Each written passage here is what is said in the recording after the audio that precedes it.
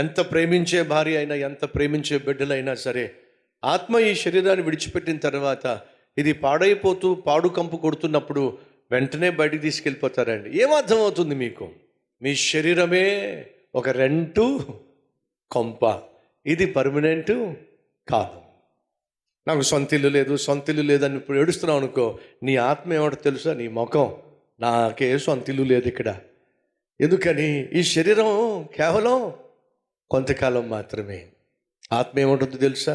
పిచ్చిదానా, సొంత ఇల్లు లేదు, సొంత ఇల్లు లేదు అంటావేంటి? పరలోకంలో నీ కోసం దేవుడు అద్భుతమైన ఇల్లు నిర్మిస్తున్నాడు. యోహాను సువార్త 14వ అధ్యాయంలో యేసు సెలవిచ్చాడు, మీ కొరకు నేను స్థలము సిద్ధపరచడానికి పరలోకానికి వెళ్తున్నాను. మీకోసం స్థలము సిద్ధపరిచిన తర్వాత, మీరు నివసించడానికి ఇల్లును సిద్ధపరిచిన తర్వాత, ఇంగ్లీష్లో ఏముందో తెలుసా? మ్యాన్షన్ అంటే భవనము. మీకోసం భవనాన్ని సిద్ధం చేసిన తర్వాత నేను వచ్చేస్తా, వచ్చి మిమ్మల్ని అందరినీ తీసుకెళ్ళిపోతా. కాబట్టి సహోదరి సహోదరులు, ఈరోజు మీ జీవితంలో ఏదైనా సొంతంగా లేకపోతే దిగులు పడకండి, బాధపడకండి. యేసుక్రీస్తు ఈ భూమి మీద సేవ చేసిన రోజుల్లో సొంతంగా ఆయనకి ఏమీ లేదండి. సొంతంగా ఆయనకు ఇల్లు లేదండి. ఆయనకంటూ సొంతంగా ప్రపంచమే ఆయన సొంతం. అయినా ఈ ప్రపంచంలో, ఈ భూమి మీద ఆయన జన్మించినప్పుడు సొంతంగా ఆయనకి ఏమీ లేదండి. ఉదాహరణ, ఆయన వాక్య పరిచర్య చేస్తున్నప్పుడు బదులు పుచ్చుకున్నటువంటి పడవలోనే వాక్య పరిచర్య చేశాడు. ఆయన యెరూషలేముకు వెళ్ళాలి అని చెప్పి ఆశపడినప్పుడు బదులు పుచ్చుకున్న గాడిదనే తీసుకున్నాడు. ఆ మాటకు వస్తే ఆయన జన్మించినప్పుడు బదులు పుచ్చుకున్న పశువుల పాకలోనే జన్మించాడు. ఆ పశువుల పాక ఆయన సొంతమా అండి? కాదండి. ఆ రోజు యోసేపు మరియా 2-3 రోజుల కోసం బదులు తీసుకున్నారండి, బదులు పుచ్చుకున్నారండి. యేసుక్రీస్తు జన్మించింది బదులు పుచ్చుకున్న పశువుల పాకలో. యేసుక్రీస్తు బోధించింది బదులు పుచ్చుకున్న పడవలో.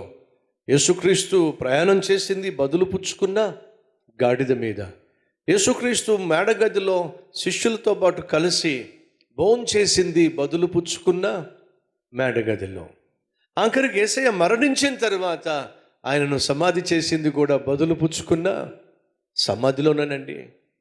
యేసుక్రీస్తు ఈ లోకంలో జీవించినప్పుడు ఆయనకంటూ సొంతంగా ఏమీ లేదండి. మన రక్షకుడైనటువంటి యేసుక్రీస్తే సమస్తానికి యజమాని అయినప్పటికీ నీకోసం నా కోసం ఈ భూలోకంలో ఆయన జన్మించినప్పుడు ఆయనకంటూ సొంతంగా ఏమీ లేదండి.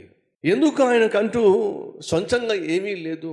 మరి ఎందుకు వచ్చాడు ఆయన ఈ భూమి మీద కంటే?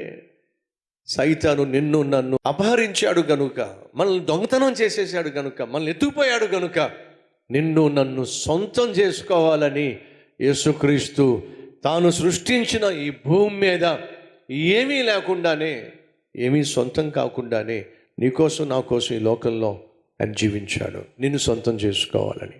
ఆయనకున్న ఒకే ఒక్క అంబిషన్, ఆయనకున్న ఒకే ఒక్క ఆశ ఈ భూలోకంలో ఆస్తిపాస్తులు కూడబెట్టుకోవాలని కాదు. ఎందుకని? సమస్తము ఆయిందే, ఈ సృష్టి యావత్తు ఆయిందే. ఆయన ఈ లోకానికి వచ్చిన ఒకే ఒక్క తృష్ణ ఆశ ఏమిటంటే నిన్ను నన్ను సొంతం చేసుకోవాలని. అందుకే ఈ లోకానికి యేసయ్య వచ్చాడు.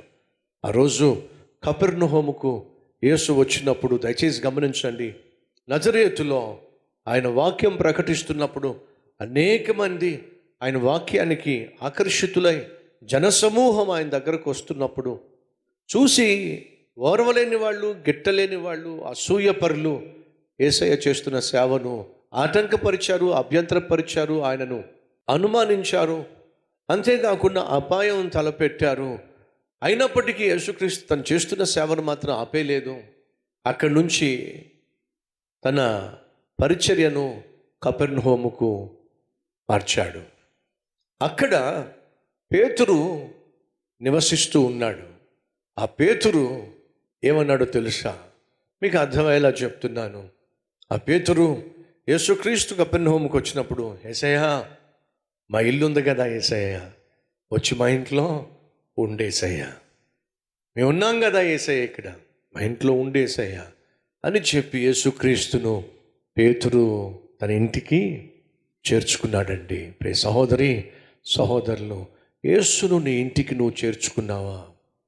ఈ గ్రామంలో మేము ఉన్నాం కదా, ఈ వీధిలో మేము ఉన్నాం, ఈ అపార్ట్మెంట్లో మేము ఉన్నాం. యేసు నువ్వు గుడిసెలో ఉన్నా వచ్చేస్తాడు, ఒక చిన్న గదిలో ఉన్నా వచ్చేస్తాడు, ఒక మంచి గృహంలో ఉన్నా వచ్చేస్తాడు. ఆయనకు కావలసింది ఖరీదైన భవనాలు కాదండి, నీ గుండెల్లో ఆయనకు చోటిస్తే చాలు. నువ్వు ఎక్కడుంటే అక్కడ నీతో వచ్చి ఉంటాడు. అర్థమవుతుందా? నీ గుండెల్లో ఆయనకు చోటిస్తే నువ్వు ఎక్కడుంటే అక్కడికి వచ్చి ఉంటాడు. ఇందా చెప్పినట్టుగా ఒక చిన్న గదిలో ఉంటే అక్కడికే వచ్చి నీతో ఉంటాడు. ఒక గుడిసెలో ఉంటే అక్కడికే వచ్చి యేసై ఉంటాడు. పెద్ద గృహంలో ఉన్నట్లయితే అక్కడికే వచ్చి యేసై ఉంటాడు. ఆయన ఆశిస్తుంది ఏమిటాయా అంటే నీ గుండెల్లో నివసించాలని. ప్రభువుకు ప్రార్థన చేయండి.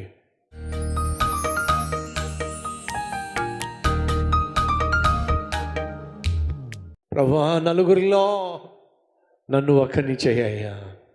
ఆ నలుగురిలో నేను ఒకరిని కావాలయ్యా.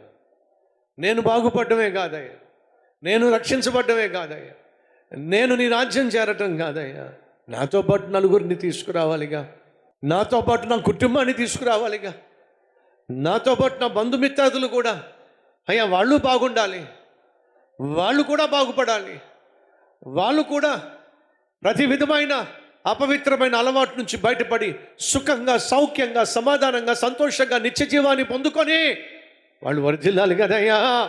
అటు నిస్వార్థమైన ఆత్మీయత నాకు దయచేయ్యా. ప్రతి ఇంటికి దయచేయండి. పాప క్షమాపణ ప్రతి ఒక్కరికి దయచేయండి. ప్రతి గృహములో నీ సన్నిధి కాంతిని ప్రకాశింపచేయండి. ప్రతి యవ్వన బిడ్డ నీ కాడి మోసే కృపనివ్వండి. ప్రతి చంటి బిడ్డ నీ దయను పొందుకోవాలని సహాయం చేయండి. కాపాడమని యేసు నామం పేరట వేడుకుంటున్నాం తండ్రి. ఆమేన్.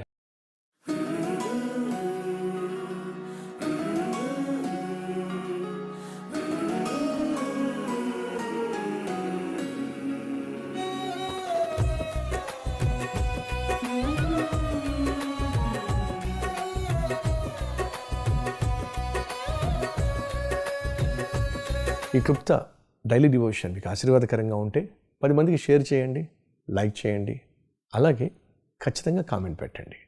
మళ్ళీ రేపు ఇదే సమయంలో మరొక అద్భుతమైన డైలీ డివోషన్తో మీ ముందుకు రాబోతున్నాను. అంతవరకు సెలవు.